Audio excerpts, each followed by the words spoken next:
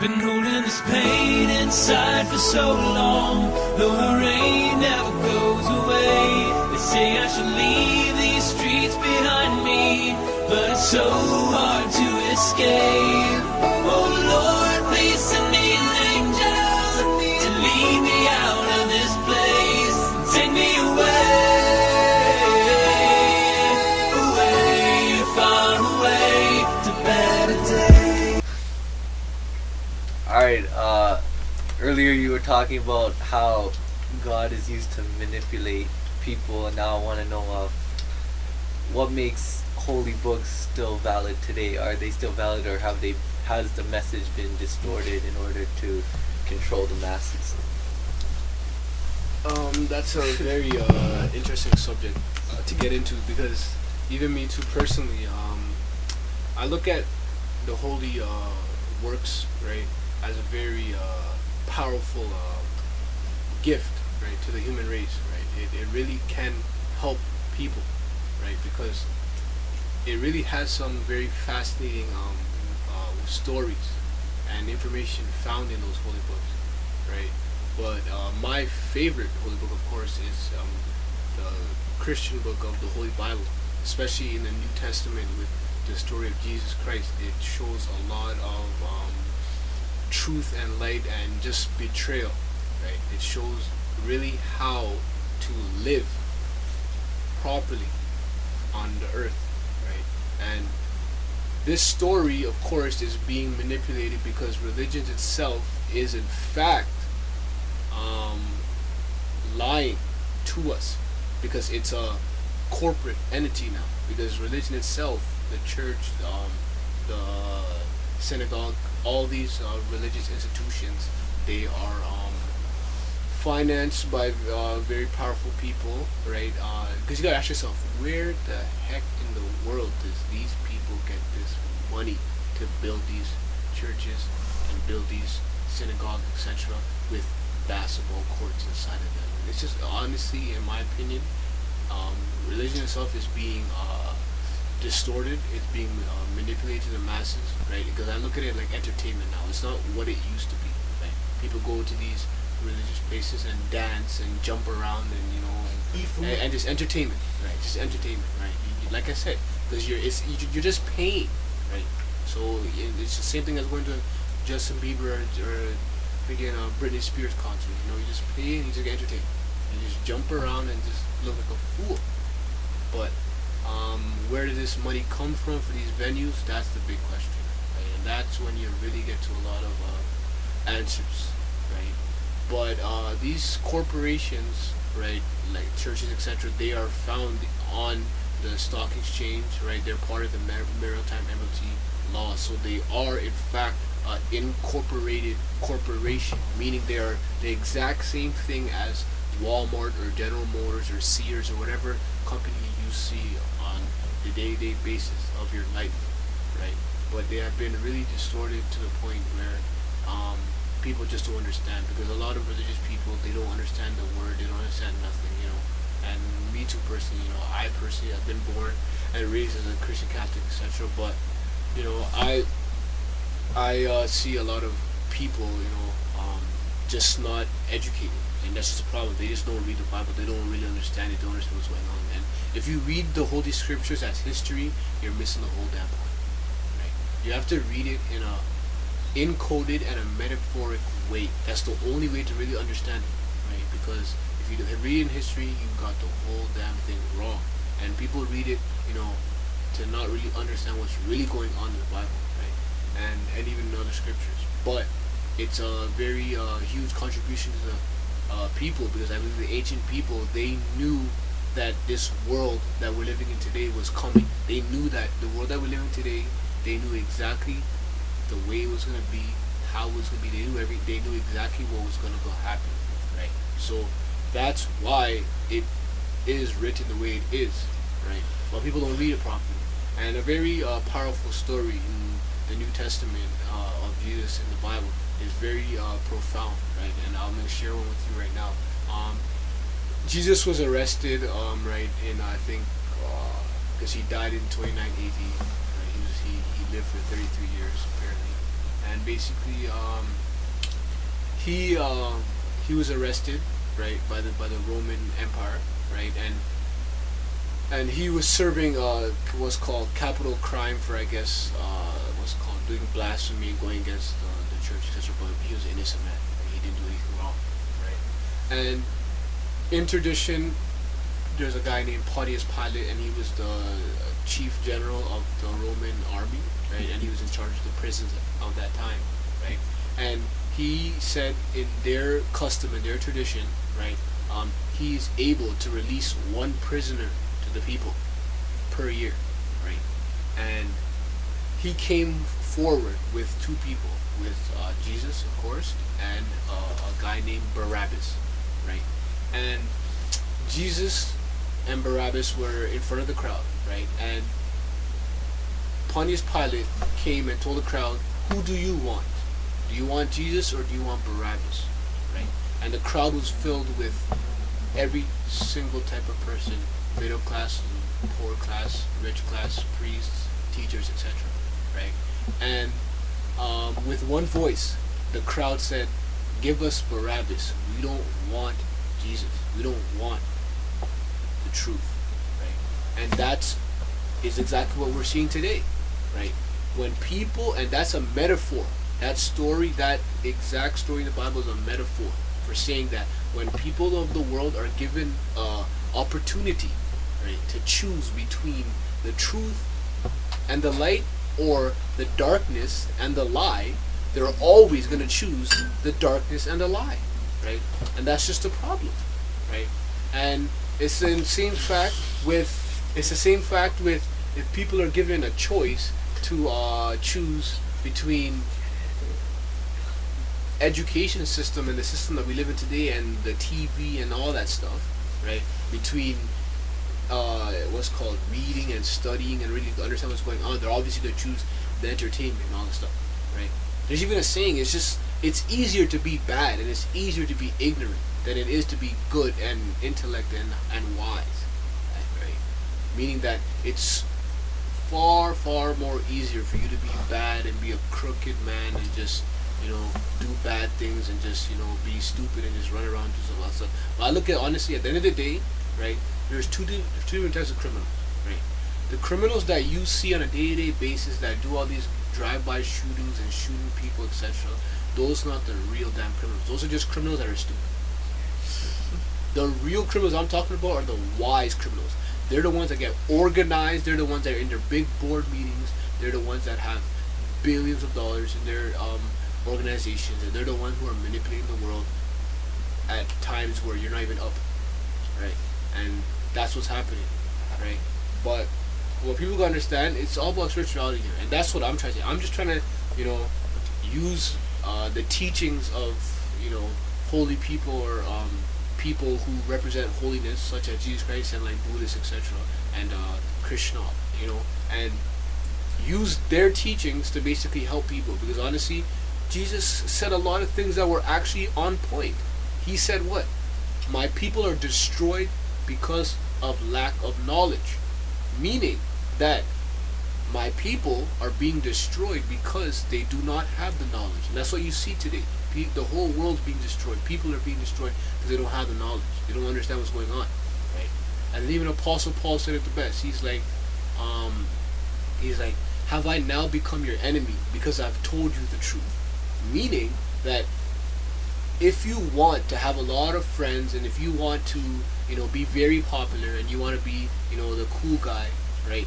You will, in fact, share an image which you are not. Share somebody that you're not, and just basically lie about your life, right? To get friends and etc. and be popular, right? But if you want to tell the truth to everybody, right, you're not gonna have a lot of friends, right? You're gonna be a loner, and in this type of society, people don't want that, and that's just what it is. So have I now become your enemy because I told you the truth? And that's what's happening, right? People who tell the truth usually become your enemy, right? But if they tell you that comfort lie, like it's gonna be okay, and everything's gonna be nice, they're usually gonna be your friend, right? But if they tell you the damn truth, like you're a stupid person, or go read, go educate yourself, you're gonna hate that person, right? But he told you the truth, So we just got to do that, right? And honestly, the more we honestly change, the more we stay the same. Meaning that the more the world changes, the more we're staying the same. The more ignorant we're becoming. It's just sad. I was walking to school. I was going to school today, and I was just seeing children going to school at age 5, age 6, and I'm just like, wow. The world that they're gonna see in 15, 20 years from now is gonna be totally different. Because when I was young and I was in Heather Heights and all these elementary schools, I never knew this world was gonna be like this, right? I was just in my, I was just trying to be a child like everybody else, right? But children want to know, right? And that's just a problem. They look a very close eye on children and young people because,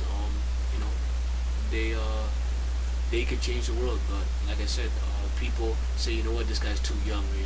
Age is depicted of knowledge, but I don't look at it like that. I look at it as honestly, knowledge and wisdom is based on what you put in, right? And it doesn't depend on age. So if you put in enough work at a young age, you will be smart, you will be wise, right? That's how I look at it. At the end of the day, but what messes up everything is the education system. That's all it is, right? That's all it is, right? Like I said, give me 5 years without the education system. Give me 5 years without going to school and without just doing anything besides going to libraries, reading books, etc. I will be at some very highly intellectual spots in my life. But if I go to school for 5 years, I will be more stupid than I started off as. Right. And that's just a problem, because what do you learn there? 1 plus 1, and here's a cookie, and that's it. And that's just all it comes down to. So, it's just a very big joke, right? And there's a very big trick played for thousands of years, and the trick is always working, right? And if you don't know what the trick is, and you don't know where the trick is being played, you're always going to be a fool, and you're always going to be played, right? At the end of the day, it's either you play the game, or someone's going to play it for you, right? And if you're going to play the game, you better know how to play it, or you're going to get mistreated very, very easy. It's the same thing. I'm trying to teach people how to play this game. It's the same thing with you going to pretend you're taking a week out. Pretend you finally get your pension, okay, and you got your pension. You got like $300,000, okay, and then you're happy now. You want to go on vacation. You want to go to Las Vegas with your wife, etc. Right? And you go to Las Vegas, right? And you find yourself sitting on a poker table, right? And you don't know anything about poker, right? And you invest $15,000-$20,000 on that table. Believe me, if you do not know how to play that game at high levels, you will. Those people sitting there who know how to play, who take that game serious, they will take care of you. You're gonna get broke real quick because you don't know how to play, right? And that's just what happened. Right? It's either you play the game or you're going to be played. Meaning, if you don't choose to read, study, understand how this game is being played, right, and really just, just reserve your thinking. That's just the best way to put it, reserve your thinking, right?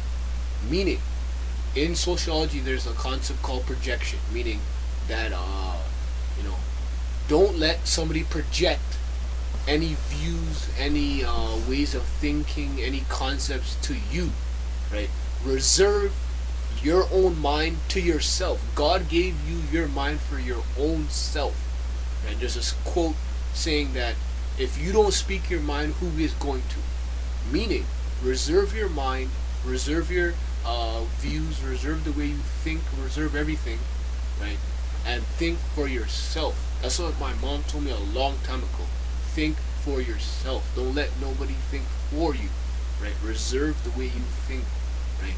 Because at the end of the day, that's all school does. School makes you a politically correct human being, right? They want everybody to do the exact same thing, right?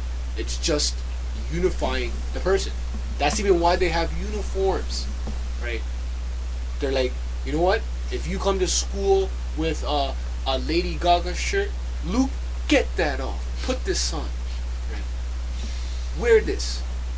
Because what? They don't want Luke to be himself. They don't want Luke to share any of his personality, any of his feelings, his originality, all of that stuff. Get that off, right? So they basically take away the whole concept of Luke being Luke. They just tell him, be who we want you to be, right? Wear this uniform. So that's what we see today. So like I said, just reserve your thinking and just understand that you have to think on your own, right? And actually think by yourself, because school, all it does, it makes everybody think the exact same way, share the exact same views. That's why when you guys all march to your auditoriums, they make you guys say the exact same freaking thing, because they want you guys all to be the exact same human being, period. Because at the end of the day, when everybody is thinking the exact same thing, nobody is thinking at all. Because when everybody's thinking the exact same thing, that means where is the origin? Where is the actual person who's actually doing the thinking? Then you start to realize that nobody was thinking. Everybody's just following each other. Or everybody's just following the master, right? It's just like the cows, right? They just follow each other one by one, and then they all just go into the slaughterhouses and get slaughtered and made into hamburgers. And that's what you see, right? But if you don't reserve your thinking, don't reserve the way you view anything, then you'll never ever realize what's going on. Like I said, if you choose not to care and you choose not to, read and study, then like I said, you will be played. It's just that simple. End of the day, life is a game. You have to play, whether you like it or not. You have to play. If you don't play, somebody's gonna play the game for you. Period. And like I said, it's the same. Okay, put it this way. Your life is like a corporation, like a company, right? You have to take control of your corporation, your company. If you be like, you know what, I don't want to take care of my corporation, I don't take my company, and be like, you know what, let the government take care of me, let the government take care of my corporation. Once the government takes your corporation, now they're gonna do what? They're gonna run the corporation their way. You lost your corporation now. They're gonna take care of it their way, right? And their way might not be the way you want it to be taken care of. And like I said, Thomas Jefferson said it the best. A government powerful enough to give you everything that you want is powerful enough to to take everything that you have. So open your eyes and realize what's going on. Two reels. Alright, people don't see the value in knowing this kind of information because they can't do anything about it. I understand that. Like, I came across that, concept a lot. I did it myself too. But when I started to ask myself, I started to realize that why is it that when something goes wrong, right, then people are concerned, right? Why is it that when everything is all gravy and it's all comfortable and everything's okay, right, people just do their own business and they don't care, everything's okay. But once the stock market crashes, economic crises, people lose their jobs, now people want to understand for once what is really going on, or for the 9/11 attacks and all that stuff. Now I'd be like, wow, what is really happening? Or the Haiti earthquake, people be like, now what is really happening? So like I said, if people do their homework, they'll realize that the government has been controlling the weather since the 1920s. And if you're not privy to know that, then you'll never realize what's going on. All these hurricanes, Hurricane Katrina, all of that stuff was man-made, period. If you don't understand that, then you are simply a fool, and like I said, you're just going to be another victim. You're just going to be another victim out in the cold, pumping gas at Shell gas station, just crying over the gas prices. You'll be like, why is it so high? But you don't know why it's high because you don't know what really is going on over the world and why it's happening. Like, what? It's just a very interesting world we live in, and it's just getting more interesting as the days go. And I'm just sitting back and just amazed at what really is happening. But and to go into that, to be honest, with a Rolls Royce, you could drive a Rolls Royce, right? But then when the Rolls Royce gets broken, just don't touch it because you don't know how it works. Same thing with the world. When the world gets broken down, do not even try to fix it because you don't know how the hell it works. So the whole weather and all that stuff, oh my god, that's a very big subject to get into. That's with heart, That has to do with big harp facilities they have in Alaska, right? It has to do with a lot of things. It has to do with Nikola Tesla. He's the one who made the world that we see today. Nikola Tesla invented radio, television, internet, even computers. Was invented by scientists such as Nikola Tesla, financed by Hitler, Germany, by Nazis. And Nikola Tesla said, if you can give me enough current, if you can give me enough watts, enough power, right, and direct that watt and that power in the middle of the Atlantic Ocean, right, basically the middle of the earth, I could shatter the earth in half. I could crush it in half through those currents. Right. So, like I said, and he was talking about that in the 1920s. Right. And Nikola Tesla even said, I was speaking with extraterrestrials. Because you gotta ask yourself too, how the hell in the world does a human being ever even get the concept or the idea of the stuff that we make today? How the hell in the world did Bill Gates come with the concept or the idea of even making a computer? Of it just being so quiet right now and just being on and it, playing all these like a screen. technology. How do you know Exactly. what that How the image? hell in the world did I come in? How the hell do we have the technology to get a camera that zooms in millions of miles ahead and picture, or even how the hell does somebody get the concept of making a car, etc. All these things. But then you start to understand, even the ancient people, right? I believe that the ancient people, they were being encountered by extraterrestrials, meaning that the extraterrestrials in their time brought the knowledge here. That's how they were able to build pyramids and other, exquisite sites. I don't believe one bit that human beings built those magnificent sites whatsoever. I believe that the extraterrestrials, who were very in tune with the people at that time, they're the ones who brought the knowledge here, right? And that's the same thing was going on today. It has to do with Area 51. The government knows, military knows. So they built pyramids, the extraterrestrials. I'm not saying extraterrestrials built pyramids. I'm trying to say extraterrestrials brought the knowledge over here, and the humans helped, or the humans built it with them, right? Because that kind of knowledge, humans just don't have, right? Humans just don't have that knowledge. And there's even studies of pyramids even being in Mars, right? When the United States Army, when the United States, what's called NASA operation, right? Which is a Hitler operation, which is in fact Nazism, right? When they went into Mars, they found pyramids in Mars, right? So like I said, pyramids is another damn freaking planets before he became to Earth. So where is this stuff really coming from? That's a whole other subject on its own. But if you really think that we are the only humans on this universe, you are just an idiot. Right? You can't get in a paper bag. That's just how sad it is. Right? If I put you in a plastic bag right now, can you get out? Just ask yourself that. So that's just the state of mind that the human population is in right now. They're just in a state of mind of denial. That's the biggest one. Being in denial. But anyways, let me go just into the metaphysics, and that's a very, very powerful subject to get into. The reason why, perfect example. The reason why everybody listen. The reason why people act the way they act is simply because they are living a life that's unauthentic. Right.